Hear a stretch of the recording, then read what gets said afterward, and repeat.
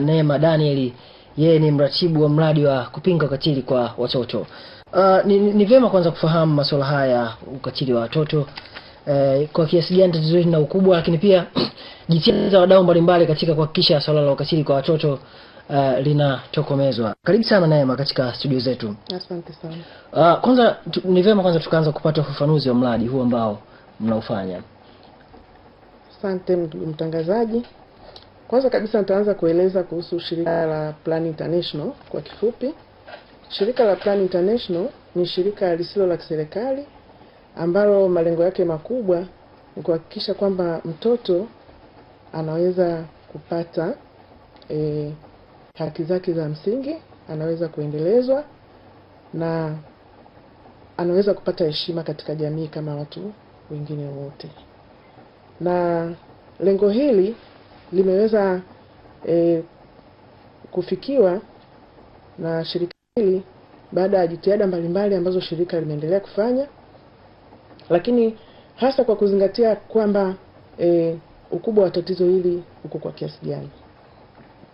Kutokana na tafiti mbalimbali ambazo zimefanywa na shirika mbalimbali ikiwemo UNICEF kwa kushirikiana na serikali, mwaka 2009 ilibainika kwamba hali ya ukatili katika nchi yetu ni kubwa sana, na hadi kufikia watoto kati ya watoto 10 wa kike, watoto 7 wamefanyiwa ukatili, na kati ya watoto 10 wa kiume, watoto 3 wamefanyiwa ukatili.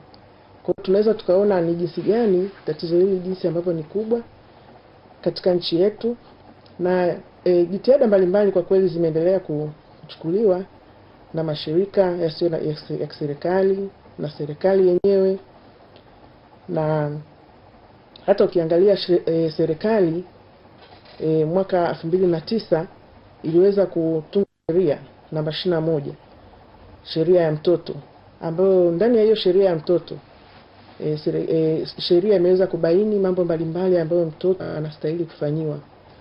Mtoto anastahili kulindwa, mtoto anastahili kupata elimu, anastahili kupata matibabu, mtoto anastahili kupata huduma za afya.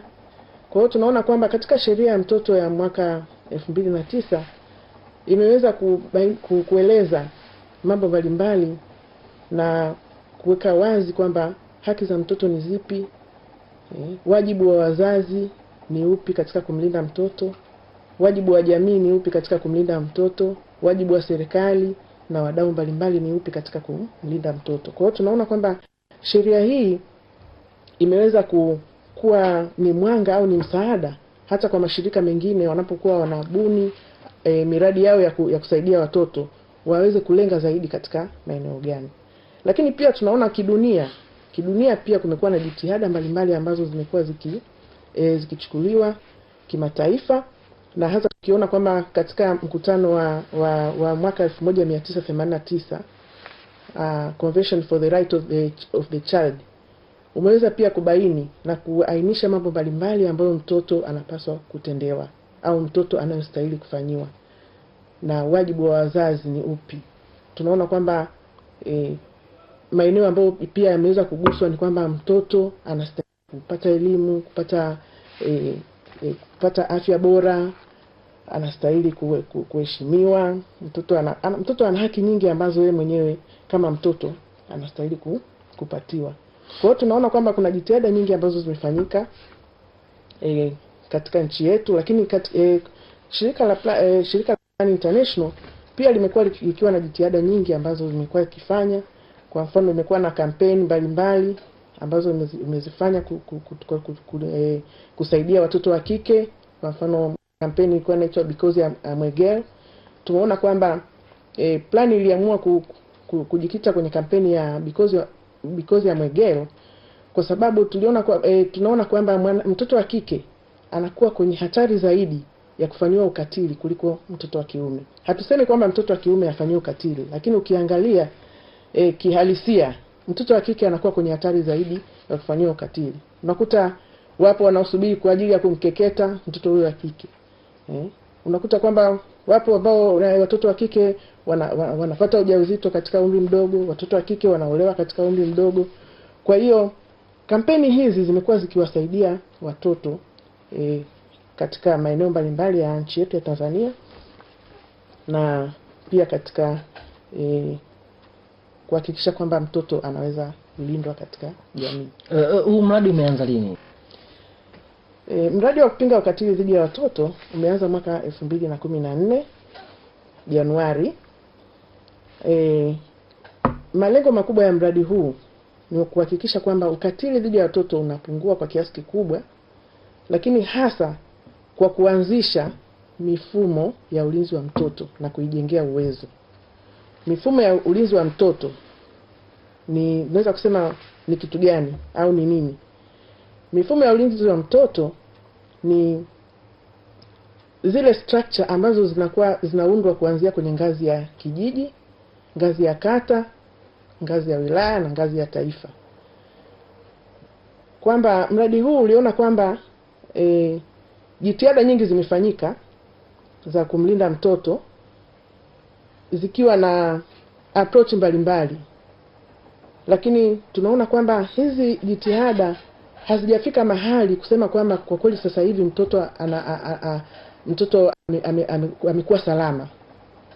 Watoto bado wanaendelea kubakwa, watoto bado wanaendelea kufanyishwa kazi ngumu, watoto wanaendelea bado kupewa adhabu kali, watoto wanachomwa. Kwa hiyo tukaona kwamba pamoja na jitihada nyingi ambazo tumekuwa tukizifanya au mashirika mbalimbali yamekuwa yakifanya ya kwenda labda katika kwenye jamii na kuielimisha jamii kwamba ukatili ni nini na jamii inatakiwa ifanye nini, na baada ya hapo kuondoka au tuseme kwamba miradi inafika mahali inakwisha, tukaona kwamba approach hii haimsaidii mtoto, kwa sababu mwisho wa siku ukatili unaendelea kuwepo katika maeneo yote, hasa vijijini ambako na mijini pia. Na ndipo tukaona kwamba tuanzishe mradi ambao utakuwa ni endelevu, kwamba hii mifumo itakapokuwa imeanzishwa kuanzia kwenye ngazi ya kijiji, ngazi ya kata, ngazi ya wilaya mpaka ngazi ya taifa, basi hapo ndio tutakapokuwa na uwezo wa kusema kwamba jamii mtoto anaweza akafanya nini, akalindwa, kwa sababu mifumo ambayo imeanzishwa, kamati za vijiji, kamati za ulinzi wa mtoto ya kijiji, kamati ya ulinzi wa mtoto ya kata, kamati ya ulinzi wa mtoto ya wilaya na kamati ya ulinzi wa mtoto ya taifa. Hizi kamati zitaendeleza kusimamia ulinzi wa mtoto katika maeneo yao. Kwa mfano, mradi umeweza kuanzisha hii mifumo na kuijengea uwezo katika maeneo gani? Umejengea uwezo hizi kamati katika maeneo ya kutambua aina za ukatili au matatizo ya ukatili yanayotokea katika maeneo yao, pia kuweza kurespond au kuweza kutoa huduma mbalimbali kutokana na hayo matatizo yanayojitokeza. Kwa mfano, mtoto amebakwa katika kijiji fulani, kijiji A. Huyo mtoto anatakiwa kwanza hilo tatizo litambuliwe kwamba mtoto fulani amefanyiwa jambo fulani. Na namba 2, inatakiwa ile familia na yule mtoto wasaidiwe ni wapi wanaweza kwenda kuripoti hilo tatizo au ni wapi wanaweza kupata msaada. Kwa hiyo ile kamati iweze kuwezesha lile tatizo kuweza kufika mahali ambapo yule mtoto atapata haki yake. Kwa hiyo kutambua ni jambo la kwanza ambalo tunaona ni la muhimu sana katika hizi kamati ambao wamejengewa uwezo, lakini pia kuweza kutoa huduma inayostahili au kutoa maelekezo yanayostahili kutokana na huyu aliyetendewa kitendo kama hicho. Lakini zaidi ya hapo, kuweza kufanya ufuatiliaji. Je, huyu mtoto aliyefanywa, kwa mfano mtoto amefanywa ukatili wa kijinsia, ameweza kufika kituo cha afya kuweza kupata vipimo vinavyostahili? Je, huyu mtoto ameweza kesi yake imeweza kwenda imefika polisi, imesharipotiwa. Je, huyu mtoto hii kesi ikiwa hapo polisi, je, imefika mahakamani? Na huko mahakamani pia wawe na uwezo wa kufuatilia kwamba ile kesi imefika mahakamani. Je,